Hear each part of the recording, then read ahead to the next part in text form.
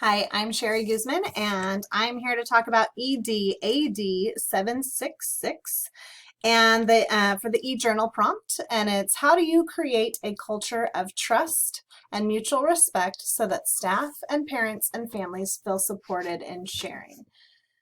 So I'm coming to you filming this on December 3rd, 2020, which this has been a terrible year for education. Our school was in the hybrid model for 1 month, and we just got bumped back to distance learning just this week, and it looks like they may shut us down again starting Monday. So it's been a challenge, but I think that the way that we've created a culture at this school is constant communication and listening and finding out how teachers are feeling, how our staff are feeling, how parents are feeling.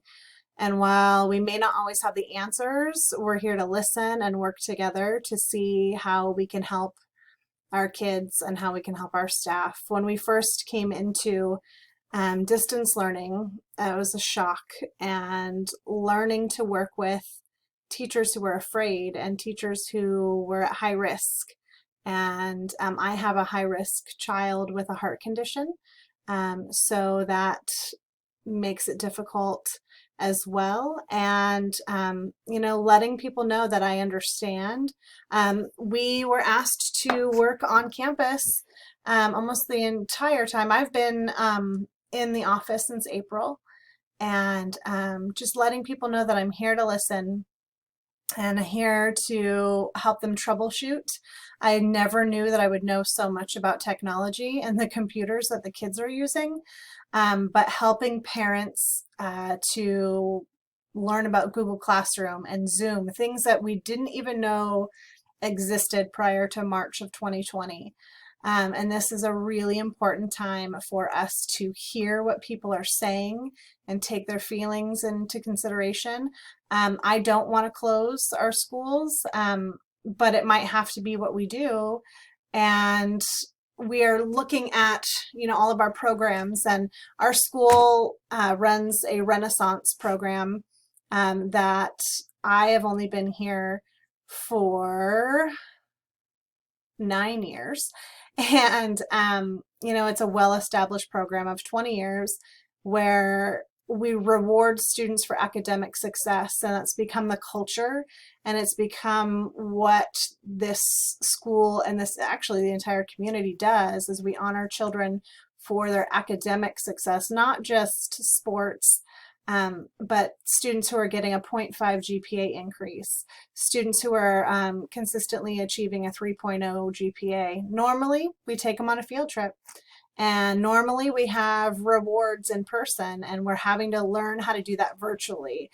And so I think that mutual respect and culture is coming from putting our heads together and figuring out how can we make this work for our students, our staff, and our parents. We are a military community, so we see a lot of parents get deployed, and so working with our counseling team and our teachers to make sure that our students feel included, especially with distance learning. As we went back this week, there was horrific news that not too far from here, a student took his own life on Zoom.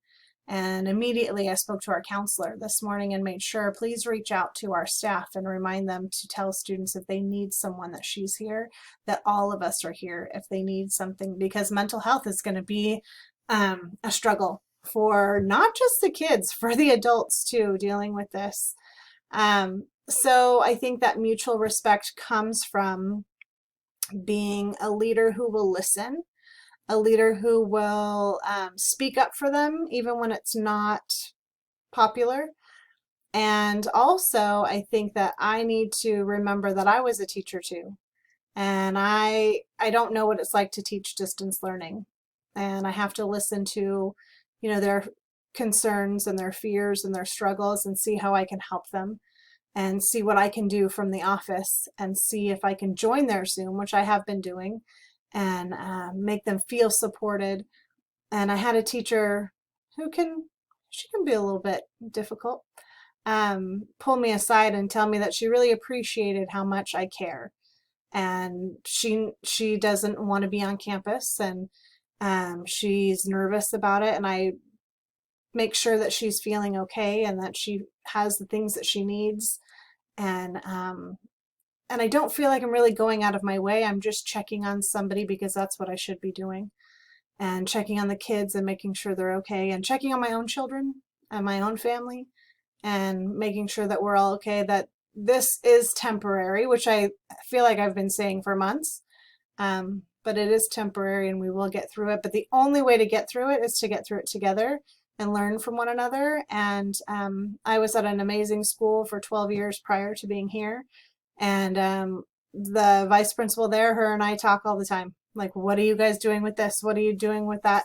And just getting ideas from each other, working together, and trying to get through this awful time. So I think that I do a good job at creating a culture and um, a time for mutual respect with students, staff, and parents and families. And I do live in the community that I work in now. So I feel like I can hear them, but I also need to have boundaries where they're not coming to my door on a Saturday. But making sure that people know that I do care, and I do care about their children, and I want the best for them, and that this is temporary and it's a lot longer than we thought, but we're going to be okay. So that's it. Thank you.